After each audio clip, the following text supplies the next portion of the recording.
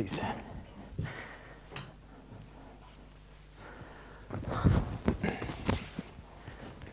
Mic on. Make sure it gets nice and high. It's too low. Way too low. Need it up here. If you can. You sound much better up there. You've got a bit of squash up there now. There we go. It's nice.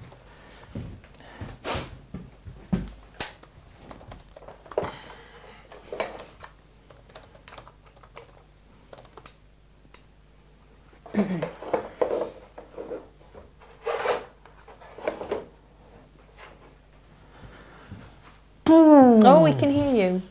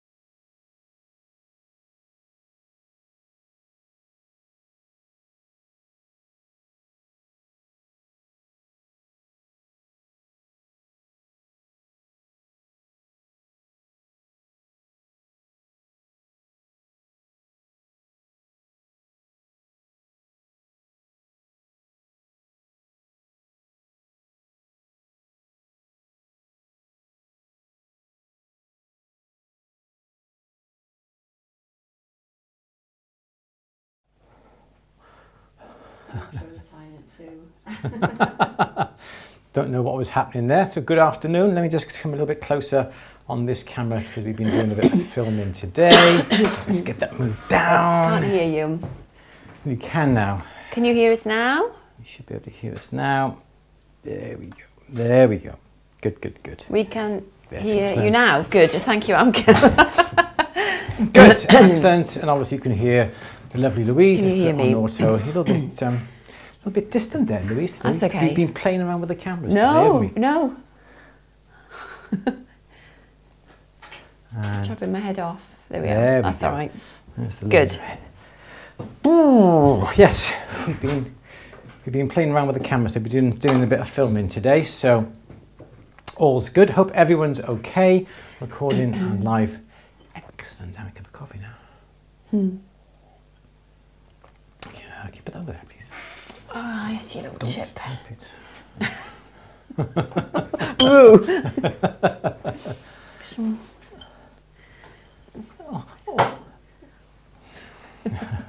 Good. How's everyone today? It is just as well. Did you realise, well obviously you have realised, that the clocks have gone back this weekend and we got an extra hour in bed, and so it is now Sunday. 2 minutes past 4. You can stay in bed till whatever time you like on a Sunday. Yes, you can. Yes, well, you can. Not everybody can, but you can. So yeah, we've gone forward. So yes, it's now 2 minutes past 4, whereas normally it's like 2 minutes past 5. Clock's gone back. We're on Greenwich Mean Time now instead of British Summer Time, just to confuse everybody who was not in this country. So apologies if you tuned in an hour ago and you were waiting for us to start, but I did put a little post on there first thing to say clocks have gone back. Good. That's about it really, isn't it? Yeah, I think so. Anything to say, Louise, that we need to talk about? No, I don't think so. No, just been a busy few days, isn't it? Yeah, I'm getting over my cold. Yes, you've had a nasty cold in the week. Yeah, sore throat, bunged up, coughing. So yeah, I'm not 100%. No, you know, I've kind of powered through today. You still need looking after. Yeah. Good. Absolutely. Should we get cracking? Yeah. Should we have a good hour of Q&A then? Yeah. Are you ready for the first question, Louise? I think so. Let me just find it. Good. Yeah. Get that off there. Good. So it is now 4 o'clock, 28th of October. October end of nearly already. Wow-wee. Where is it all going? It's time for our latest Q&A. Louise, let's we have our first question with you. Yes, let's. Let's. The first question is Elizabeth, who is rearranging a bench. Is there any reason not to use a magnetic strip to store my needle files? No, you might as well. Sometimes. Good idea. It is. Because mine are all in a pot and I can't see what's what. I've got to get them all out and look at them. And yeah. The magnetic strip, sometimes you put, I've got a short little magnetic strip on the inside edge of my bench downstairs that when you're using burrs, you can just put a burr onto it, and all the burrs that you're using that you need to perhaps swap to, perhaps a drill, setting burr, whatever, you can just put them on the front of your bench. So it's nice and convenient. Some people will have a magnetic strip on the edge of their shelf in front of them, and yeah, you can put your files on it. That is not a problem. Nice and convenient. Also, you can see, it's a very good idea because you could actually see then which file, and as Louise says, no, you put them all together. It's not good to have them rubbing up against each other, as I have here, as you can see. We've got them literally just all like this. It's not good to have them rubbing up against each other, so to have them separated, bam, bam, bam, whatever, very good idea. Yes, you can. Won't hurt your files at all. In fact, it'll prolong their longevity. I like that. That's my word of today, longevity. Yeah, longevity. I've used that a few times today. Have you? I have. It's my word of the day. Okay. Should we have another question, please, Louise? Yeah. Sandra is working while she watches today, feeling the stress of a deadline. Any tips on keeping up momentum? I zone into details and lose all track of time. I'll let you answer this one. It's hard, isn't it?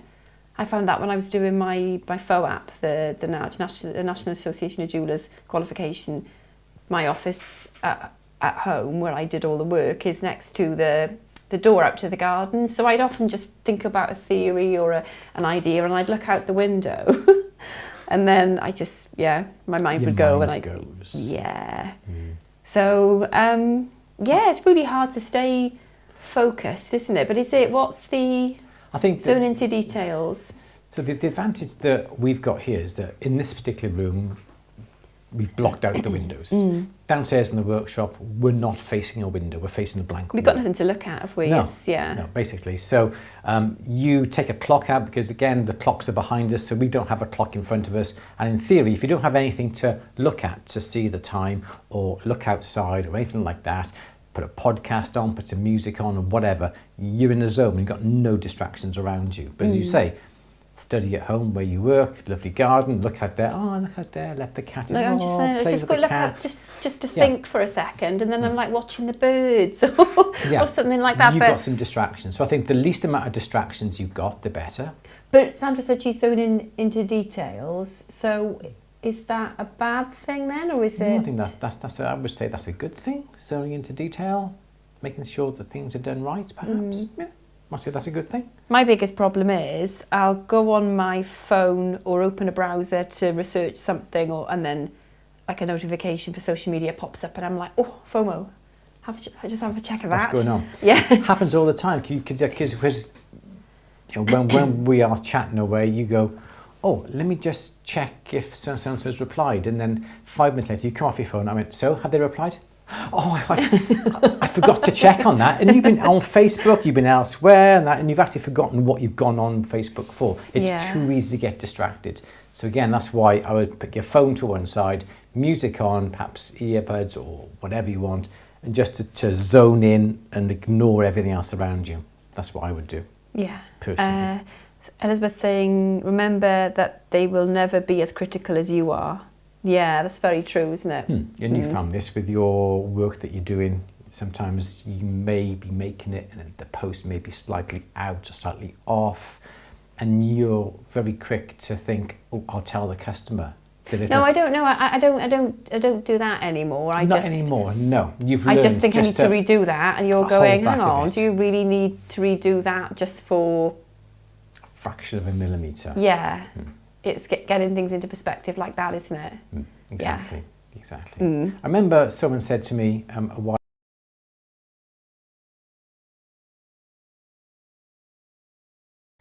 So it's not obvious that it's there, but because of their religion, only God can make things absolutely perfect. Oh, wow. So they will leave a little, what's that come up for? It's, Your encoder is sending, anyway.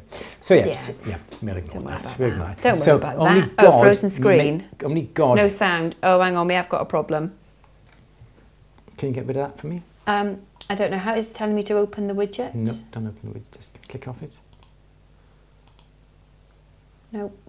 No. The encoder is sending data faster than real time. Okay. Oh, it's all okay now. Good. All right. We didn't hear what someone said. Do you say? Oh, it's okay. It's back now.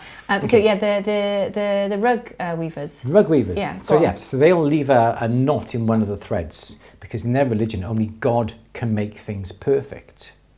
So they will leave a little knot in it. It's not obvious to anybody, but so to make the rug slightly imperfect. Yeah.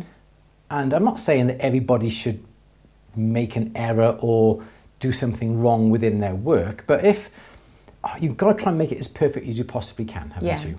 But should something happen that the post is, it's just a fraction out, it doesn't matter too much. How often are you 100% happy and satisfied with what you do? Every time or some of the time? I use a scope. And it's amazing how much you can see, obviously, through a microscope.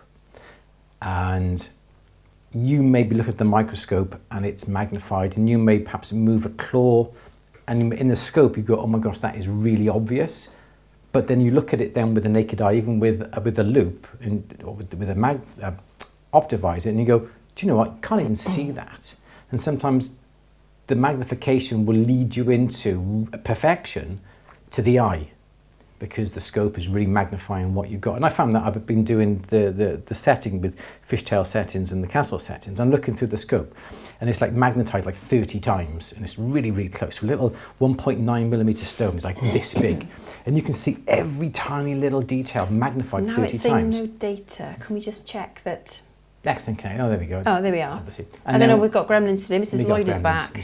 But then when you look at it with the naked eye, you can't even see it with the naked eye. Yeah. So yes, you can be too critical. Can I just say as well, John, that's really not helpful. It would mess with my OCD. But yeah, Sandra, I, as you know, deal in pre-owned and vintage and antique jewellery. And a lot of the mass-produced jewellery which comes to me, some of it I recycle, the components, because it's not really feasible to resell it, or perhaps it's comes to the end of its life as it is. But a lot of it I could send to you, I would say, and you would probably, as a jewellery professional, look at it and find some way that it could probably be improved upon. I think with anything handmade, there's always... That's mass-produced things, so I think... Yeah. There's always going to be something, but if it's made by machine, made on CAD, it's going to be perfect every single time. But even then you might see build lines, or you might see something in the design that perhaps the shank is thinner than you'd like. Just things like that. Perhaps the shoulders are hollowed out, which generally handmade jewellery isn't, is it? Exactly. I mean, I'm not saying it can't be, but yeah, there's always things I think you could look at and apply a critical mindset to. Yes. Yeah, so... And we look at, like, as you say, these mass-produced rings that he bought in, they're silver, and they've hollowed out a fraction of the ring shank, and it's silver, and you think, really? That's saved pence, isn't it? Has it? Yeah. It's, as you say, not even pence, it's fractions of a pence on that one item, and it's not worth it. Maybe it's a mould or a cast that they use for gold as well. Yeah, could well be. So, and in the mass producing, perhaps they're producing thousands of these, and thousands of half a grams is 500 grams, which is going to be saving them quite a bit of money, perhaps. I don't know. It just seems pointless sometimes the way they're mass produced for so much cheapness. And anyway, I forgive myself little, not flaws, perhaps inconsistencies, would you describe them as? Yeah. As long as I'm confident that it looks attractive overall, somebody likes it enough to buy it, and it has longevity. And it's going to be functional, beautiful, and robust enough to wear, really, and withstand the way that it's intended for. And I think that's all you can really ask of a piece of jewellery. If the technique is perfect, if the technique is good, is the soldering perfect, so that it's not going to fall apart? Is the polishing perfect with no scratches? Is the texturing perfect? If those techniques are perfect and it's only perhaps a slight error on positioning, as you say, with the post, as long as it looks right and it works right and the technique that you've applied to it is perfect, it's good. Yeah, exactly, yeah. This is what I'm saying, yeah. Okay. Yeah, I think that's, yeah. But you know what I mean, yeah. Yeah, I good, think so. excellent. Tell another question. Good. Where are we? You went on far too Sorry, long. we did go on a bit of a tangent then, but I hope that's helpful, Sandra. Good. Okay. Good. Okay. Oh, it's all jumping jumping. around. Jump.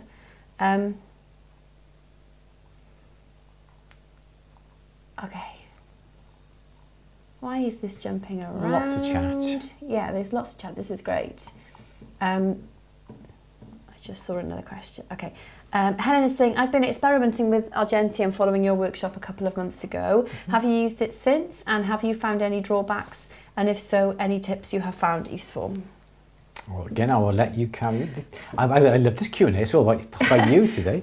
I've had some failures which I can share with you, which I guess are drawbacks. The one thing was this is an Argentine pendant which went a bit wrong. It just happens to be here, and I can't remember. It's going to be domed, and I put some granules on it, but I hammered it, and then it collapsed because it just does that, doesn't it? Yes. It collapsed when I fused the heart and the granules onto it, and then I rehammered it, and it just flattened the granules. So that's one limitation that happened to me. But I tell you what I did do really successfully. Yeah. I was going to wear them today and I didn't put them on, but I made a pair of hoop earrings with little embellishments on, and I made like little berries in clusters of like 3s and 5s, and I thought, well, I can solder them on. I could solder granules on. That was my first thing, and then I thought they're just going to roll all over the place, aren't they? And on a hoop. So I fused little clusters of granules in like groups of 3. I suppose you could do 5s, couldn't you? And then I soldered the clusters of berries on. Yes. In little groups. And that was good. And that was a good advantage. That was very good, yeah. So that was good. We did have an idea to combat the slump, didn't we? Yes.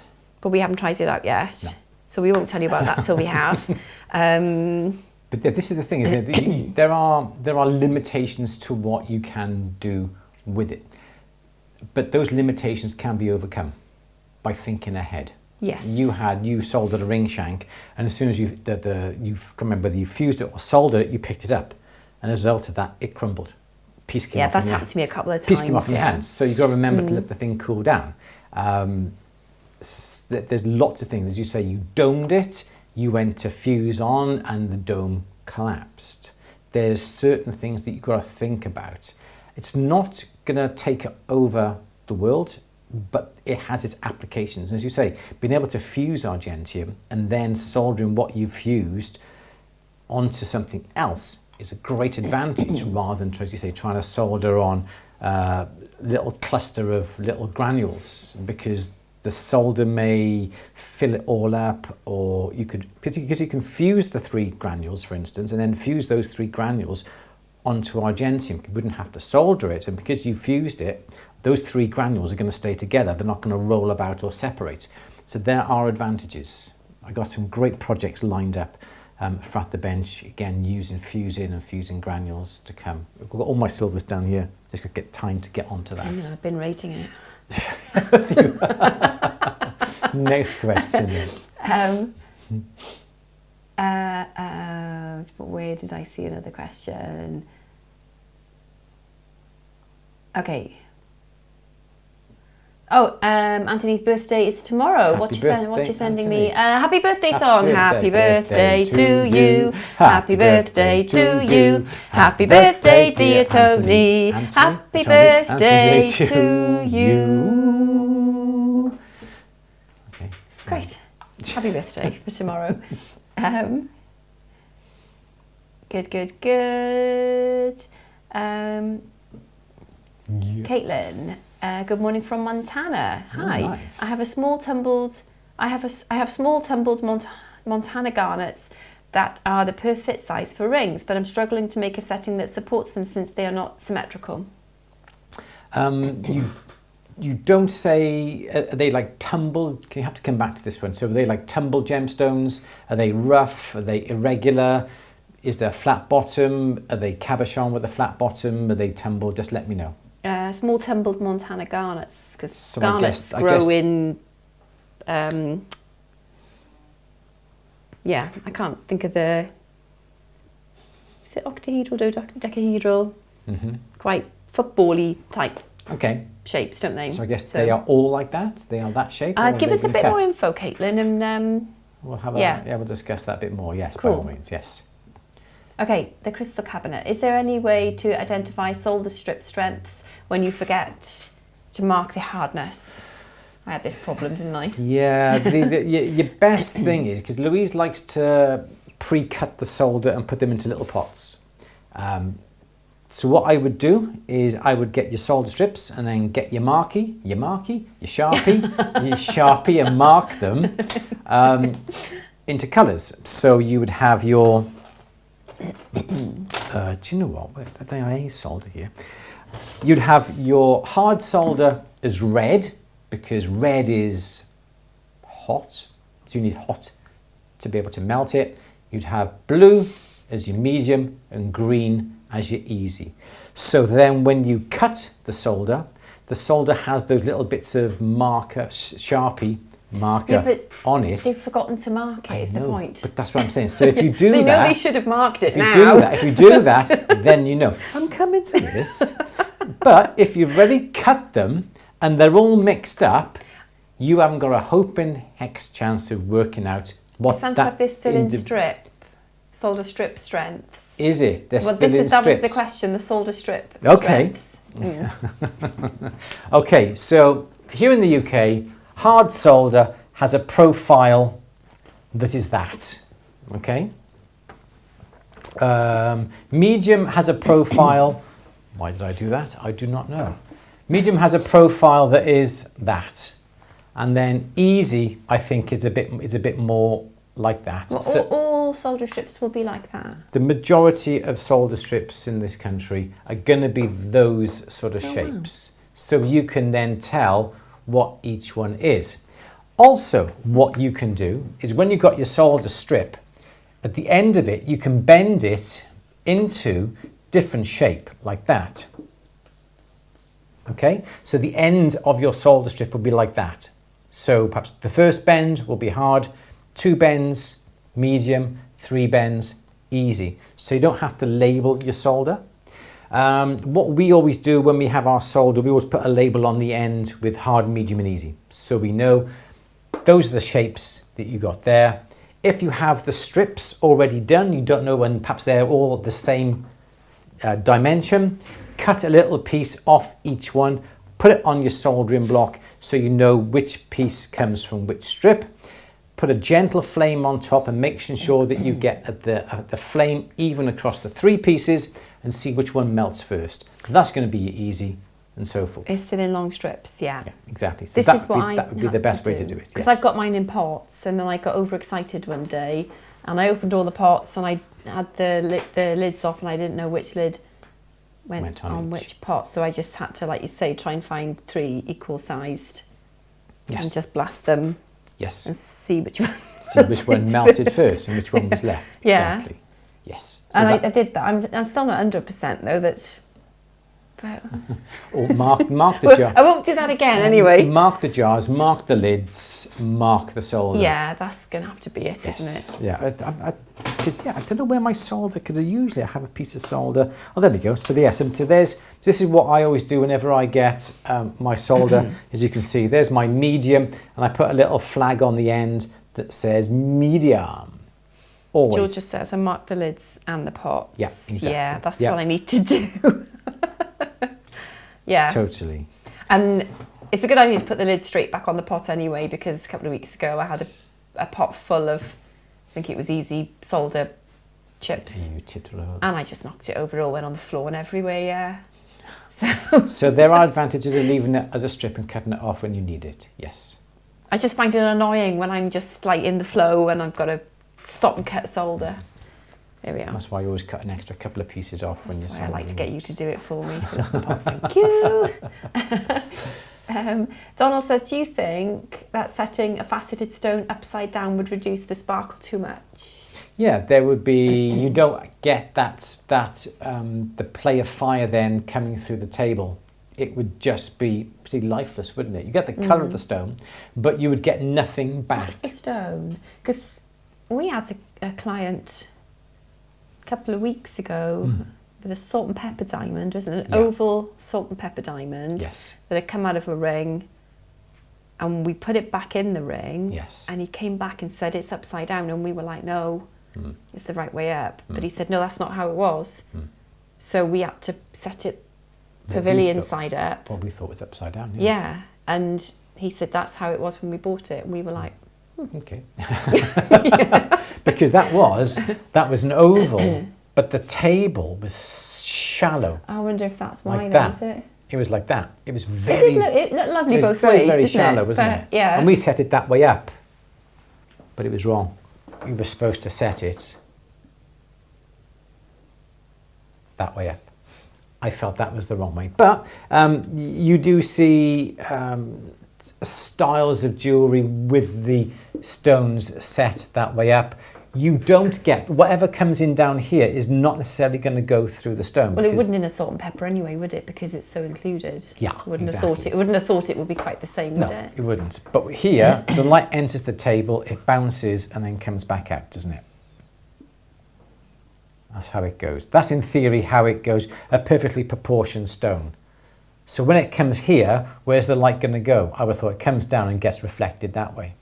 I would have thought. I suppose you've still got the luster. It's the adamantine luster, isn't well, it? You have the colour, you have the shape. The interesting internal but I don't features. Don't think you're going to get the sparkle that you would do with that. It looked cool. It did look cool. Absolutely. Yeah. So no, I don't think you will. We had to redo it for free though. Yeah.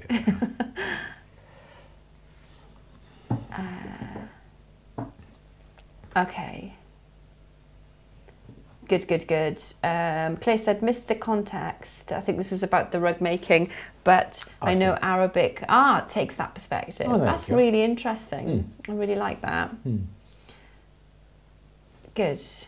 But don't let that be an excuse not to do a job correctly. All right. I wasn't going to. No, I wasn't telling you. But yeah, don't let that be an excuse, isn't it? Yeah. Perhaps I'll do a whole range around, inspired by Arabic art. And just say, it's what it is, isn't it? It's what it is. Became what it wanted to become.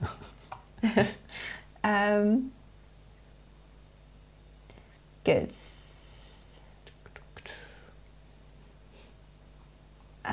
Christine says, looked at small pieces of jewellery and found that some of them are far from perfect. I still loved them at the time and still do.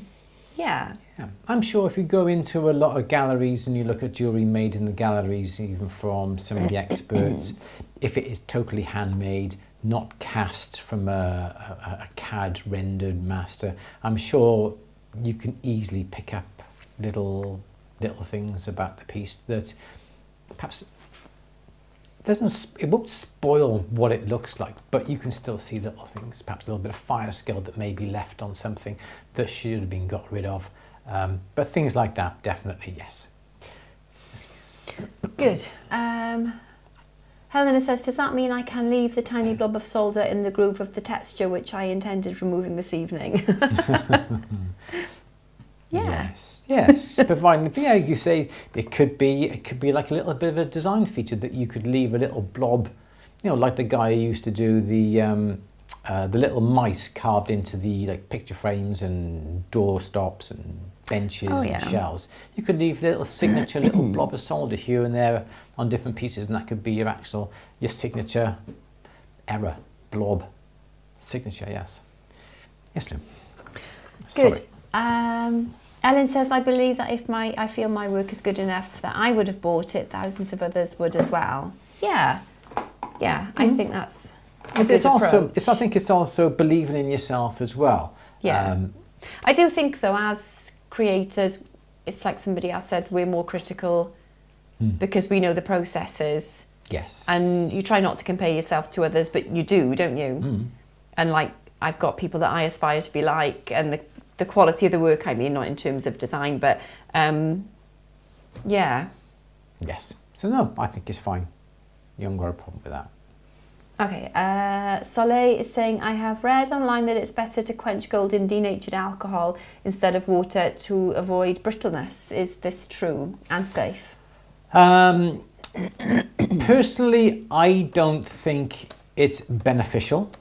A lot of the times, obviously, you should let the metal cool down to sort of like a black heat, so there's no colour coming off the piece of metal. I will always, this is the thing, it depends on what colour the metal is. If it's white gold, you will never quench it. So you'd never get it and go into the acid or into the water. White gold will become brittle due to its nature, due to its alloy. So white gold should always be left perhaps on the block or on a little steel block to cool down until there's no heat in it at all. Then you can put it in your safety pickle to remove the oxides. Yellow gold, I have always made sure you heat it up when there's no colour. I always quench it in the acid. Some people say you shouldn't because acid or safety pickle vapours come up that go in the air and so forth. So a lot of the times now I will just quench it.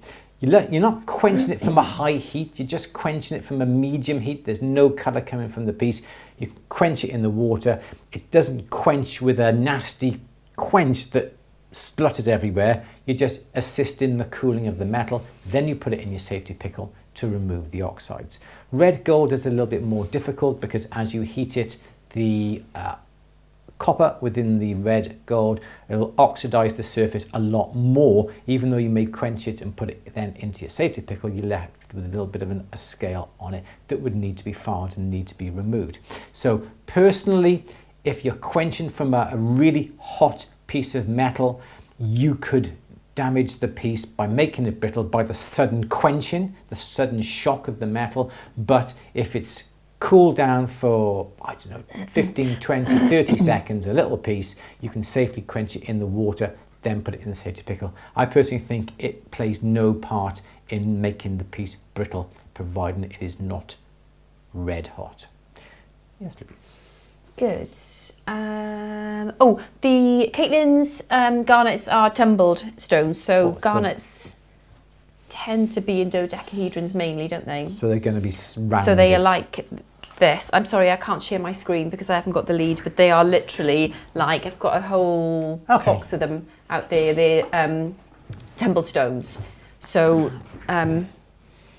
so the only way to do it would be to make a cage. Shall I show what, just so that people, I can't share my screen unfortunately. Do you want to plug it in? No, I got one here. Okay.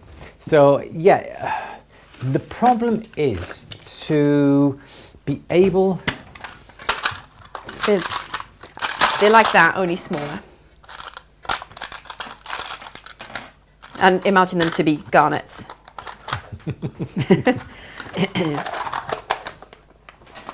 So here we are. So this is what they're going to be, but these are going to be garnet shaped. So they're going to be basically almost like a free form, aren't they? Yeah, so they're tumbled, so they're just little turquoise. They're going to be coarse. All right. So, so the problem you've got is that depending upon the pieces, depending upon the surfaces, and depending upon how sort of angled these pieces are. There's a piece of lapis there that is almost a triangular pyramid-like. So we've got, I would always try and choose something perhaps with a flattish surface. So this is almost, it's almost that shape, which would be a brilliant shape to try and set, because you've got a nice flat area here, and then we've also got these little areas that you could put claws on. Okay, so that would be nice and easy. The claws don't necessarily have to be too long.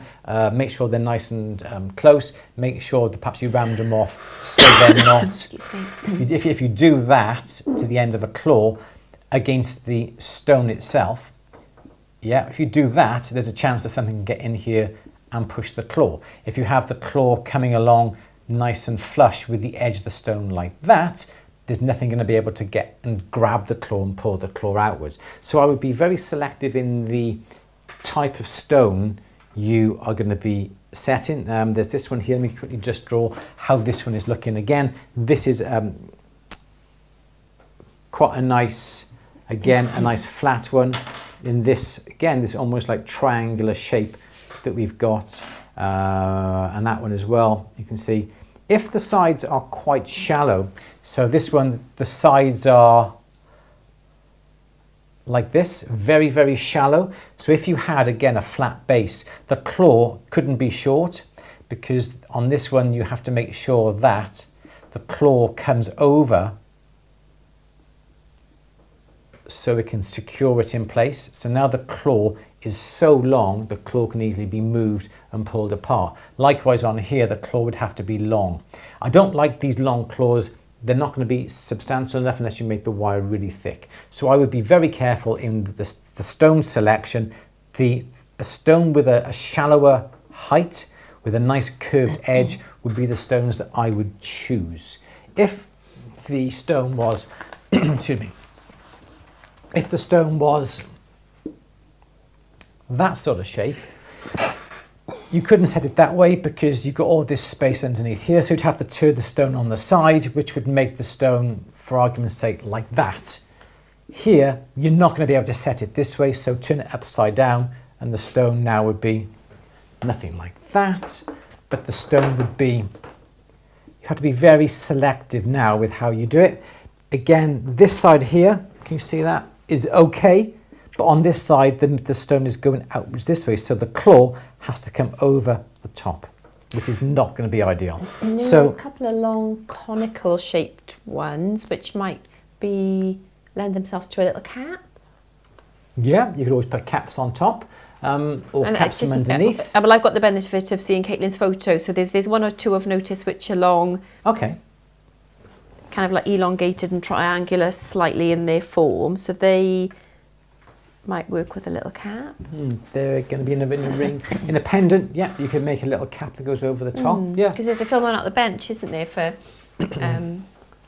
making a cap out of wax and then casting that wax. But it's quite smooth, so there's probably not much for it. You'd have to roughen it up. Yeah, you'd have to use resin, wouldn't you, to put it into place. Yeah, epoxy resin. So I think very selective with what you've got. If you can get them as, this is the thing, if you've got them sort of oval shape or round shape, you may be able to get settings. And even though the setting may be, say, a perfect oval with 4 claws, but your stone is that sort of shape, you still could put it within an oval setting.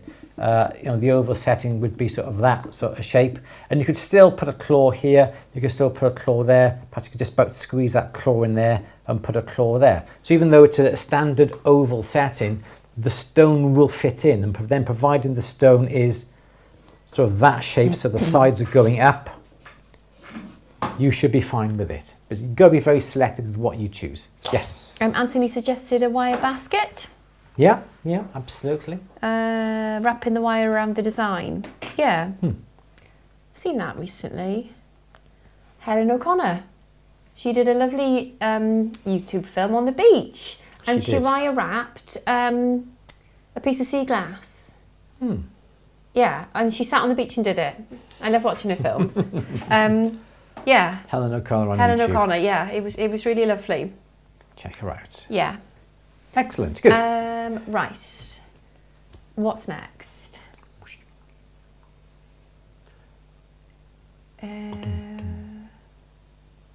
Irregular shapes, yes, okay.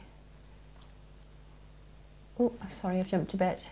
Oh yeah, Sandra said, I pushed myself had to make a piece inspired by our river for an exhibition. The bar on the toggle clasp in the front is a tiny 3/4 of an inch dragon boat, not cast, only made for paddlers in due to effort.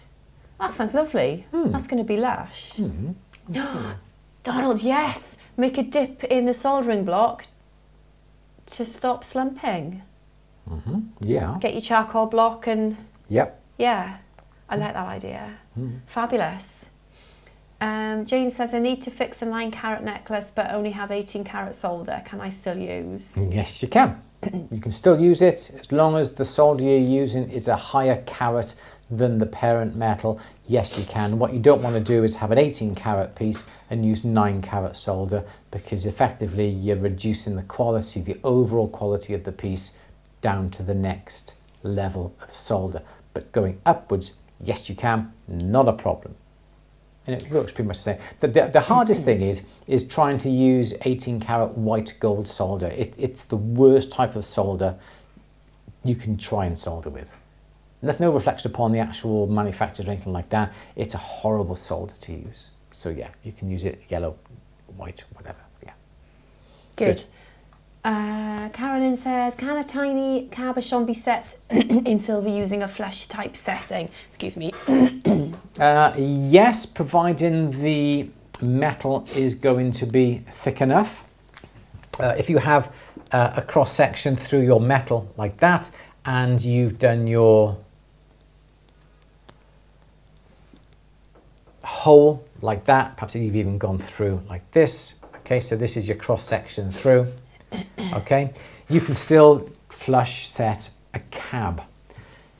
As long as the space here and the cabochon will fit within that space like that, exactly right. You can do exactly the same way as you can do. You can burnish these edges over with a little mini burnisher, or you can get a graver and just put the graver tip in here. And that's completely wrong, Andrew. You seriously can't draw. Yeah, that's better. You can then put your graver in here, into this area here, push it in and then tip the graver vertical so it pushes the little bit of metal like that over the dip there onto the stone, and that would work as well. Sometimes the cab has a slightly rounded bottom like that, but yes, you can do exactly the same thing. It works in the same principle, providing the metal is going to be deep enough for that to go in. Don't see a problem. Yes. Yes, Louise. Good. David says, can 22 karat gold be fused? And if so, how do you do it? Yes, it can be, because at the high carat, exactly the same way as you would come to solder, very close fitting joints. And excuse me, you can just fuse the surfaces together. So as soon as they start to get very, very hot, and the surface then starts to shimmer because they're going to be tight fitting and you've got flux on it, they will fuse together. Or do the same technique as what you use for platinum, and you've got your ring shank that will be coming over like this. Okay, so there's your ring shank here that you're soldering. Okay, what I would do then is put a very, very thin piece of metal in place like this. Okay, like that there, in between the joint that extends about 1 millimeter or so over around the outside edge. When you come to fuse it, this is so thin, this will start to melt down and it will melt on the joint like that, and you will find that you'll be able to fuse the metal like that there, and then you just come along and just file it. So yes, you can do that. You're playing with the stones, Ellen. Sorry, Caitlin's got me thinking about these stones now. Sorry, I'll put them up. I'm making a noise, I'm sorry. But yes, you can fuse it. I would prefer this way because you can fuse your little piece of thin 22 carat onto the surface, and it will produce a nice joint. The surface will come along, and then you'd have a slight little bit of an area that is raised, that has been melted onto this parent metal here. Then you just file that back, and you should have a lovely fused joint. Fused joints are perfect. There is no solder seam, there's no nothing, there's no discoloration of solder. You can polish it, not a problem. It's a brilliant idea. Good. Yes. Victoria says, if you buy solder from Cookson's, they are all different sized strips. Medium is the thinnest, then easy is a bit wider, and hard is the widest, which is really useful. But Yes. Star says, from Rio Grande, you will never be able to tell which is which. And it's like that with Argentium solder as well. Argentium solder is round. All the solders are round. But it's so easy to Medium cut. and easy. It's nice to use, isn't it? It is, Yeah. but you can get, I think it's 0.8 mil round wire of medium, and the easy could be 0.6. So providing you get different sections, you should be able to recognise them. Yes. Or just Georgia label them when you says, get them. I had stacking pots, they rolled off my bench, and it was a sparkling confetti mess on the floor, and they all mixed up. Oh no. Star says, I keep my solder in pots, labelled, and the strip in a plastic bag. I thought I had to keep it in a plastic bag to prevent it tarnishing. No. Am I just weird? No, you don't. You can just leave. You can just leave. me. John, a little drink. You can. I've got one here. I'm okay. Sorry. You can leave the solder exposed to the air. If you are concerned, you can just bit of emery paper over the surface just to remove any oxides or any dirt if you wanted to. But otherwise, you should be fine with it. Yeah. Good. Cool. Trevor, how do you keep your solder pallions clean? I don't. I'm going to tear up mine in a shocking state. You don't. No. I usually find that the solder does not necessarily tarnish. This has been in my tray for months and months and months, maybe even years, and it has not tarnished. Because this is medium, so it's not all silver. There's other alloys within this particular solder that reduces the silver content, so there's not as much silver in it. So it would not necessarily tarnish like a piece of silver would. And if you do get a little bit of tarnish or a little bit of oxide, you can simply get a piece of emery paper like that and get your solder and just do this. And it's nice and clean again, and you can start to cut it. My little flag has just come off the end of that. I'll put that back on so I know what it is. But that would be the way. It's so easy to clean if need be. Yes. Yes, Louise. Good. Fiona says, thank you for my solder cutter. It has saved my fingers. All good, yes. Great, yeah. The solder notcha that we sell, back in stock. I could have done with that, couldn't I? You could have done with that. We were out of stock for a while. The little notching pliers that you can cut your solder into little square little pallions. Brilliant. No need to use a pair of shears. Cut it nice and easy. Nice and. Can I have one? Yeah, as soon as why not? For Christmas. It'll be in your stocking. I injured my hand really badly, didn't I? You really with, did. Shears. It was.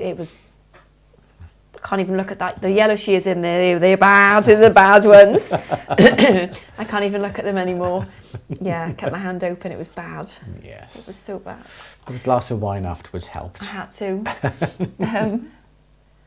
Okay. Ellen says, I use those spools for underthread for sewing machines and mark them hard, medium and easy. The Dremel pieces for the slim sandpaper drums fit perfect inside the spools. Nice. Oh, cool. Good.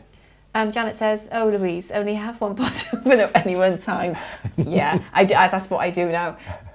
Georgia says, any tips on making a seat in a pear-shaped, straight-sided collet? I would use the largest burr you possibly can, initially. Pear shape. I would mark off. Yep, so there's my collet. Pair of dividers, run one leg on the top edge so you mark off where the seat is going to be, like that.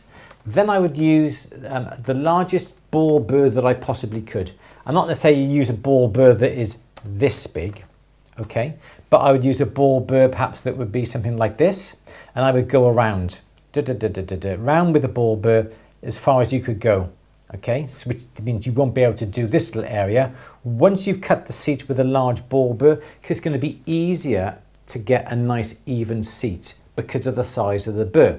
Having a very small ball burr, I'm using ball burr for now, it's going to be very difficult to get that seat exactly because the ball is so small. By having the larger burr, there's more burr in contact with the metal, so you're going to get a straighter seat. So that's why I would use a burr that's the biggest that you can use within reason. And then once you come around to here with the ball burr, obviously the ball burr is this sort of size, you can't get any closer, so then I would swap over then to a smaller burr, perhaps depending upon the size of the seat here, perhaps a 1mm, and that would enable you then to get a little bit closer. And then you've got this little area here, swap over to perhaps a 3/4 burr, millimeter burr, and then you can just burr that little bit going into there. So you use different size burrs to do it. Removing the majority of the metal, perhaps with a round burr, and then you can swap over then to perhaps a 90-degree setting burr, a straight-sided setting burr like that, which is then going to give you a nice even edge all the way around. And then this little area here will be sitting on the groove that has been made with the ball burr. But because the ball burr is more aggressive, it's going to remove more metal. These burrs can easily overheat because the teeth are really, really fine. There's a chance that you're going to wear those burrs out and overheat them. So the majority of the metal you want to remove with a ball burr, and the ball burr is very aggressive because the teeth are quite open. They're not going to generate as much heat as that. They're not going to wear out as much as that. So ball burr first, big to medium, and then small. You can use the straight side setting burr in exactly the same way. A larger burr for this little area here, smaller burr, and then a smaller burr again to get into the point. But that's the way I would do it. Yes, Louise. Good. Good. Sandra is painstakingly finding the little solder blobs of each chain link under magnification. No, that's good. Fab. Yes. It's going to be lovely. Yes. Mixed media art girl, what is the best epoxy to use? There's some designs I want to do that use resin, but I don't know what jewellers would use to preserve their work long term without yellowing, minimal scratches or wear. Are you meaning resin jewellery, or like a 2-part epoxy resin for cementing? Because if it's for cementing, like pearls, just general cementing, we use Analting, yes, which is a 2-part yes epoxy resin. A 10-minute one. Yeah. If it's for resin jewellery, again, you would use a resin that is specifically made for that. It should be Resinate is the company, and I think they may have ceased trading, but you still can buy Resinate. Oh, excuse me, resin 8. It's run by a lady called Claire. Can't remember whether she's still running the company now or whether it's been sold. I don't know. But Resin 8, specifically made 2-part resin, a clear and then a hardener. And if you're buying a specific resin, that is the best way to go down. As Louise said, if you're trying to use something to seal in a flower, don't try and use an adhesive resin. It's not really going to work. I would have thought over time that may yellow because it's not made for that particular type of application. Araldite does, doesn't it, over time? Araldite will discolour, yeah. So yeah, cementing in place where it's not really going to show is ideal. But if you're going to have resin on show that is not adhesive, go for a purposely made resin. Yeah, absolutely. Yes, please. Good. Janet has lots of tumbled stones, similar but smaller. I have had great fun with different ways of incorporating them into designs. Just set a wonky blue pebble in a ring with handmade balls added. Oh, cool. Jane says, can I melt brass into balls and solder on silver? You should be able to melt brass, but brass has a higher melting point than silver or copper or gold, so it may take a lot more heat to generate it, to get it to melt, but you should be able to. I'm not quite sure whether these torches are going to be sufficient enough. Have I got any brass up here? No, I don't. I've only got copper, so I won't be able to tell you, unfortunately. But that's where that went. I suppose the other consideration there is if it's over the hallmarking threshold, it'll be hallmark mixed metals, won't it? Yes, it will. I think anything that gets added to silver or gold that is not will have to be marked mixed metal. Because I put copper embellishments onto some of my bits, and it's been marked mixed metals. Yes. So, but they mark it silver, or they mark it 925 and copper. I think you can specify whether you want the mixed metal specified. I can't remember. I remember seeing copper on one of them. Did you? Yeah. Perhaps I did then. Maybe. Yeah, I know it's 925. That's on there. Yeah. But I can't remember what's on there. I took a picture, but I can't remember what's on there. But yeah, sorry, Andrew, I butted in then. No, it's fine. No, please, that's fine. Yes. Are you finished, did you? I have, yeah. Oh, okay. That would look cool. Doll says you could use a magnesia block, which is easier to make dips in. This is for the Argentina. Slumping. What's a magnesia block? Slumping. Have we got one? No. No, we don't. Okay. And I'm not fibbing. We don't have one. I didn't say you were, did I? But a little charcoal Magnesia. block would be ideal as well. Yes. And this is the advantage. Now you said downstairs your charcoal block is broken into myriads of pieces. Yeah, it's just Save in them. dust. I need to save them because you can carve them and use them to prop things up. To then, as you say, if you've got a little bit of a dome, carve a little bit of a dome out of a bit of charcoal, put it underneath. I said bits. Can I just have a new charcoal block? Well, you obviously can have a new one, but then you can also use the bits. Don't throw them away. You can use the bits then to do other things with it. Laura is repairing her wedding ring and need to anneal it. It's yellow and white gold. I've never done this with gold before, only silver and bronze. How do I do it? Please help. Thank you. So, as I was saying earlier, if it's white gold, don't quench it. So I would put it upon my block. I would turn the lights down so it's not too bright. In this studio is going to be too bright. Have it in a slightly darkened area, darkened corner. There's not much point putting things like a marker pen on it or anything like that. If it's two colour, you warm it up with a torch, a broad, soft flame, not too harsh, not too hissy. Warm it up gently, gently, gently, gently, gently. You should be able to see the colour of the metals then. You should start to see them turning slightly pink. And this is the advantage of doing it in a darkened room. You can see the colour of the metal better than if there were bright lights in this studio. For instance, it would not show up the colour of the metal until perhaps it was too hot. So a slightly darkened corner of a workshop, do it, perhaps close the blinds, whatever you got, darkened corner, so you can see the colour of the metal. Warm it up gently, gently, gently. Make sure the whole ring is gently heated. Keep warming, keep warming, keep warming. As soon as you start seeing a little bit of a pink tinge coming on it, pull the flame back a little bit. Gently, gently, gently heat it. You don't want to really take it above a gentle, slight pink colour. Otherwise, there's a risk especially if they've been soldered together, the solder could come undone. But what you want to do is make sure that the whole ring gets to that temperature of a nice light pink.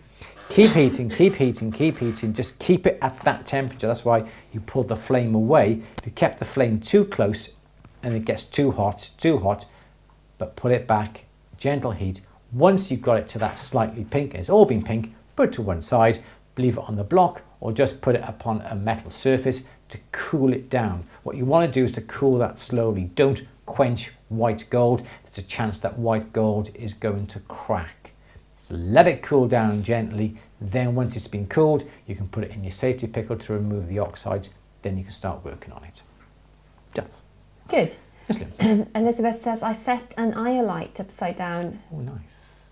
on its side in a ring and it made a neat design element, and I wanted it mostly for the colour, but it chipped. So hardness usage should all be considered. Yeah. Absolutely. Yeah. Because I suppose it would be vulnerable, wouldn't it? Yeah. There's something I haven't thought of. as you say, there's a guy who has rings, don't really understand. It's just a novel way of setting them, isn't it? But he sets them, as you say, diamonds on their sides, like that. So the ring is down here, or the ring is this way, and then the ring comes around as that.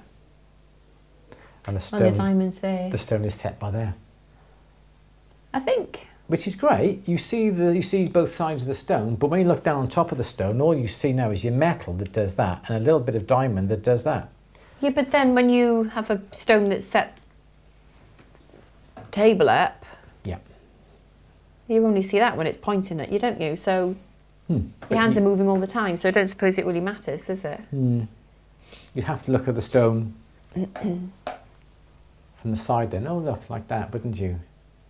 Yeah, I just think it's a novelty, just to get some media attention, I reckon that was. I think it's a nice way of just, because if you wear jewellery for yourself, it's nice to look and you'll see it. Yeah. Won't you? Rather than having to go like that, you can just go like that. So we'll make a ring like that for you then, is it? So you can look at the diamond from that angle. I think it's nice. I don't think I like it. Okay, we'll do one then. With fusing platinum, what would be the safest... Sorry, I'm not reading this tidy at all, am I? With fusing platinum, what would be the smallest safe thickness? It depends upon the application. If you're trying to join... Say you're trying to put claws onto a setting, okay? And you've got, for argument's sake, you're trying to make this is the gallery, and perhaps you're trying to put a claw on the side, like this, okay, like that there. I would not fuse these. It's not, because you've got to try and get a little sliver of platinum between there and fuse it between there and there. I wouldn't do it. I would solder that. Any area that you are not necessarily going to polish across a joint, I would solder. So in that instance, I would solder it. If I'm trying to join a piece of metal, yeah, like this, and there's my joint across here, then as that joint is going to be visible on a ring, I would fuse. What thickness? It depends upon you and your ability. So I've never really tried to try and work out what thickness I could go down to, but it depends, I suppose, upon you, upon your dexterity, upon your ability to handle and control a flame, and also what you can see. Because don't forget, if you're fusing platinum, you should wear platinum, special platinum goggles, glasses. That does restrict the viewing of the piece because it filters out the majority of what you can see normally, but it shows the heat of the metal. So perhaps, I've never really tried, perhaps I would think 1.5 mil square or 1.5 mil round would be the thinnest perhaps I would go to, because anything thinner than that, there is a chance that you're going to melt it with your flame. So I suppose I've done ring shanks about, oh my gosh, what sort of size have I done? Ring shanks, wedding bands, majority wedding bands, 2 mil by 3/4 of a mil, 1.5 by 3/4, I would say yes. Anything thinner than that, I think you run into the chance of melting the parent metal. So trial and error, I think. Keep going until you make an error. I can't really suggest anything more than that, is it? Then you know, it is the dexterity of the torch. These torches won't fuse platinum, they don't get hot enough, so you'd have to use oxygen and propane. Then it's dependent upon the size of the flame that you've been able to use, and so your dexterity of moving the flame onto the little area that you've got on the outside to fuse it. So it depends upon you. But I think I've gone down to about 3/4 of a mil by 1.5 mil. I haven't got anything less than that. I haven't had the need to. Last question then, please, Lily. It's just after 5. Stephen says, I've learnt so much from this channel, I can't thank you enough. Oh, that's very nice. Thank you, Stephen. Do appreciate that. I'm gonna combine these questions, because I can probably get 2 for 1 for you guys. Penny wants to know, does jewellery made from gold fill wire need to be hallmarked? And Joe says, if applying gold leaf to silver, because they're along the same lines, aren't they? If you're applying gold leaf to silver and it's still under the 7.7 threshold, does it need to be hallmarked? I don't know about gold filled. I really Well, gold have filled is no plated, idea. isn't it? It's very thickly. Yes. I don't know. You'd have to contact the assay office and ask them for I clarification. think we had upon this a that. couple of weeks ago, didn't we? And I, because it is silver, it's gold-plated silver, isn't it? Gold filled, not necessarily silver. No, it's gold plated on the base metal. Well, provided it is gold-plated silver. If it's gold-plated base metal, Pop a little note. Contact Marie in the assay office, Luke. That's quite an interesting question to find the answer out to. Make a note, Louise. As opposed to gold leaf, I don't think it's going to matter too much because, oh, this is the thing, isn't it? If you add gold to a piece of silver, if you're adding gold, the minimum weight is 1 gram, and as you've added gold to silver, you have to have it hallmarked because it's taken the weight. Is this the Kembu? The whole weight of the piece. So I'm gonna have to hold my hand up and say I do not know. I will get an the answer exact for you answer. guys, though, because I was thinking about Kembu the other day, and so I need to know this as well. Yes. So let's find out and tell everybody in the next Q&A. Because I made my little poppy studs, didn't I? Yes. And I was put gold embellishments in the middle as the poppy seeds. And I was like, oh, I'm going to have to hallmark them now. But when I put them on the scales, each earring was under 1 gram. So in theory... So I'm all right, aren't I? Because Yes. if we were over 1 gram, even though the majority, it was 99% silver and a tiny bit of gold in the middle, they're still under 1 gram. Yes. So I'm all right. Yes. If it was like 1.1 gram, You need to have I'd have to have them hallmarked, even though Yes. they're silver, but they've got that little bit of gold. of 375 on them. Yes. So yeah, find out about But gold I leaf. will get an answer for you for next week on gold fields and on Kembu. Yeah, because I'd like to know that as well. Or even just gold leaf on something as well, isn't it? So what's the difference between Kembu and gold leaf then? Gold leaf is thinner gold. Kembu is gold foil. And gold foil is thicker than gold leaf because gold leaf is going to be too thin to use with Kembu. Well, I'll ask Marie because she's your girl, isn't she? She is. Well, not my Good. girl, Well, but she's the girl with the answers. Yeah. she is, yes. Good. She's fab. Yeah. I'm just gonna. There was a safety question. Somebody said that can the small handheld torches be filled with propane? As I understand, propane burns hotter, or do you need a proper propane torch, e.g. a sievert? To fill up these torches, you need Butane. a can, and this is butane. So you can't put propane in them? No. No. I don't think you can get propane in a disposable can like this. So that would So they're go on designed for top. butane, and you should really only use it for what it's designed for. Yes. Yeah. I would have thought so. I don't think you're going to be able to get propane into it. And to be honest, the torches are made for butane, not for propane. I would not want to risk it. So I would definitely say no. Don't try and put propane into a butane torch. It's just not made for it. Absolutely Good. not. Okay. Shall we end it there? Yes, I think so. Good. So we will find out about the gold foil and Kembu from the assay office and let you know. It may not. Yeah, next week. Sorry about the funny face there. Yeah, funny face. So yeah, we'll tell you next week on our Q&A. Okay. Good. Should we leave it there? I think so. Excellent. Okay, everyone, thank you so much for joining us today.